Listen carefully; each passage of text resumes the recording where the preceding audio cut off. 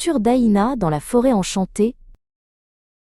Sous un ciel lourd et humide, la jeune Aïna, 15 ans, avançait pieds nus dans l'épaisse forêt amazonienne. Venue avec ses parents pour visiter un petit village reculé, elle s'était aventurée seule près du fleuve, fascinée par le reflet doré du soleil sur l'eau, et s'était perdue.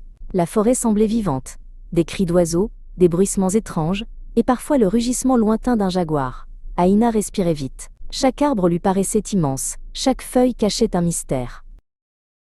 Le temps passait, et le soleil commençait à descendre, peignant le ciel de teintes orangées et violettes. Aïna sentait une boule dans son ventre. Elle appelait ses parents, mais seul l'écho de sa propre voix lui répondait. Elle essaya de se souvenir du chemin, mais tous les arbres se ressemblaient. La peur montait, mais elle savait qu'elle devait rester calme. Soudain, un petit bruissement attira son attention. Derrière un buisson de fougères géantes, un petit animal aux yeux doux et au pelage brun la regardait. C'était un capybara, un animal qu'elle avait vu dans les livres. Il semblait curieux, pas effrayé du tout. Aïna s'accroupit doucement. « Bonjour » murmura-t-elle. Le capybara, que Aïna décida d'appeler Pip, fit un petit son et se frotta contre sa jambe.